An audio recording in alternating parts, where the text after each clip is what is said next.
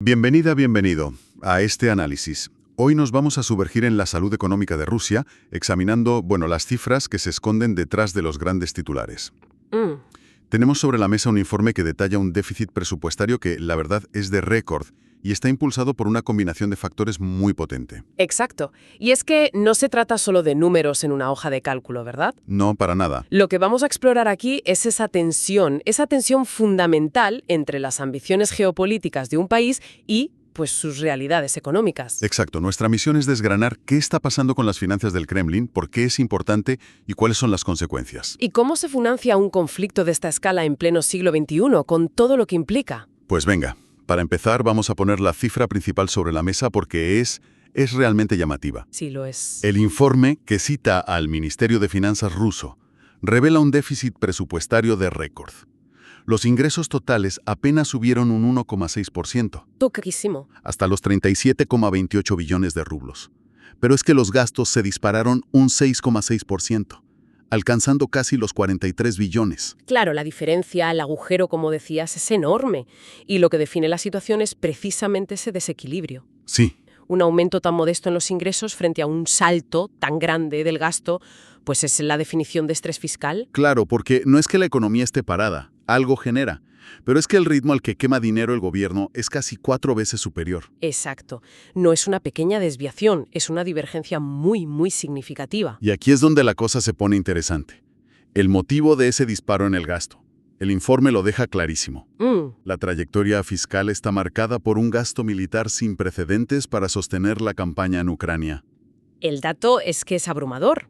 Las asignaciones de defensa en 2023 llegaron a casi 19,2 billones de rublos. Un momento, para poner esa cifra en perspectiva, si el gasto total era de casi 43 billones, estamos hablando de que casi la mitad del presupuesto se va a defensa. No es exactamente la mitad, pero sí es una porción que redefine por completo la economía del país. Representa casi el 32,5% del gasto. ¿Un 32,5%? Sí.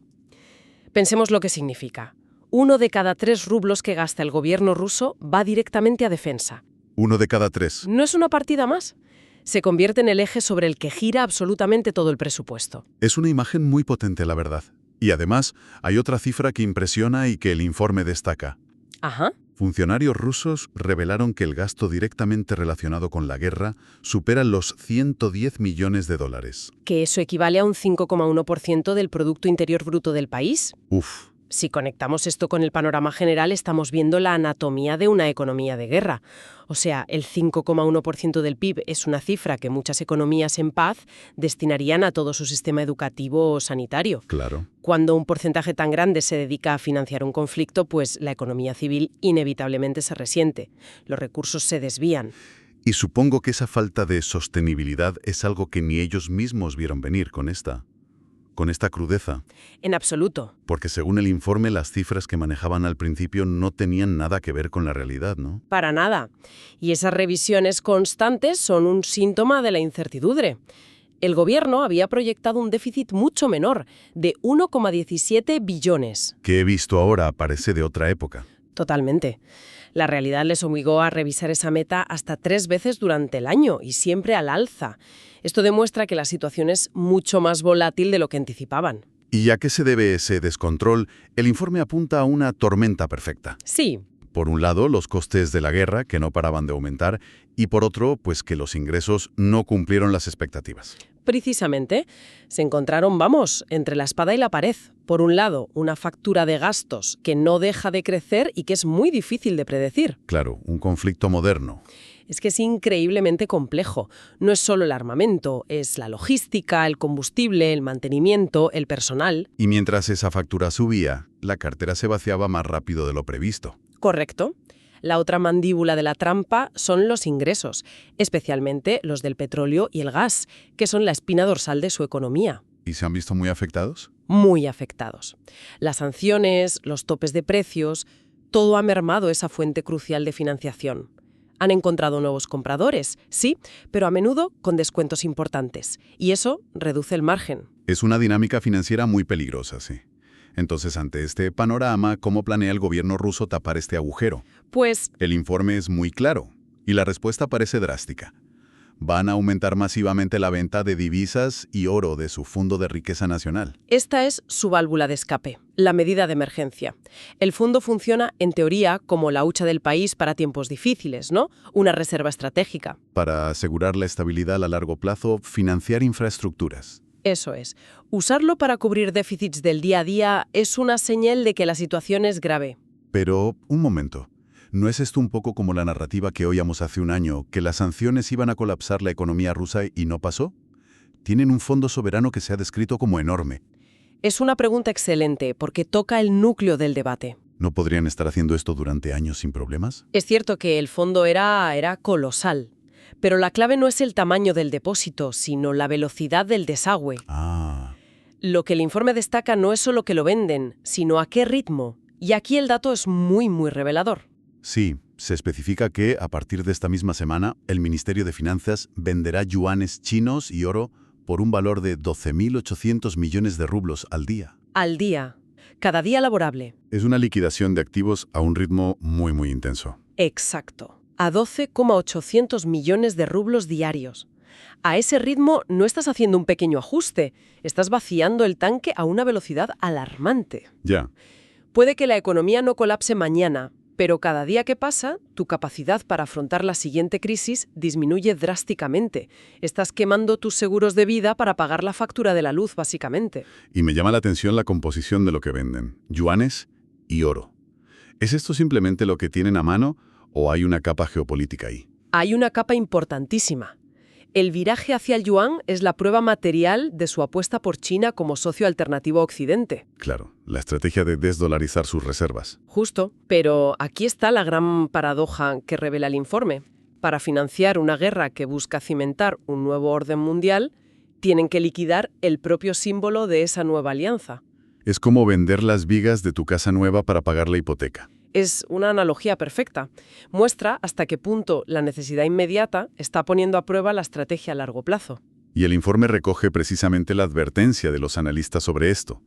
Señalan que financiar la brecha así seguirá agotando las reservas, que son finitas, y además que puede no ser suficiente, lo que requerirá un mayor endeudamiento interno. Claro, porque el fondo no es infinito.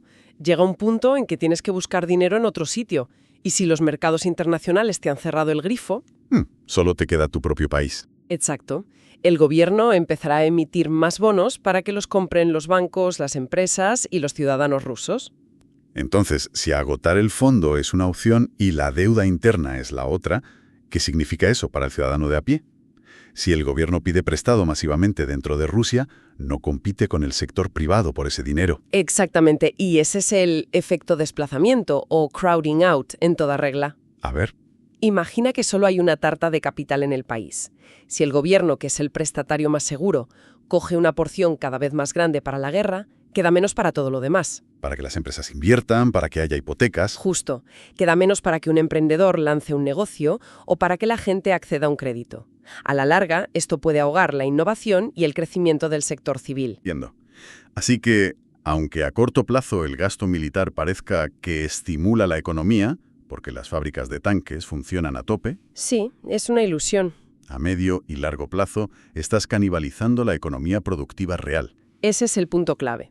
Estás creando una economía dopada por el gasto militar, pero estructuralmente más débil. Además, ese aumento de la deuda interna puede presionar al alza los tipos de interés para todos. Un círculo vicioso. Totalmente. El Estado necesita más dinero, compite por él, encarece la financiación, el sector privado invierte menos, la economía crece menos y el Estado recauda menos impuestos en el futuro, necesitando aún más deuda. Un camino muy complejo. Y más para un país que ya opera bajo unas condiciones externas muy restrictivas. Bajo una presión inmensa. Un déficit récord por un gasto militar que consume un tercio del presupuesto. Unos ingresos energéticos que por las sanciones y el mercado no dan la talla. Y como resultado, una solución a corto plazo que pasa por liquidar a un ritmo vertiginoso los ahorros del país. Sí, es una estrategia con implicaciones muy serias para el futuro. La situación ilustra el altísimo coste económico de la guerra en el siglo XXI.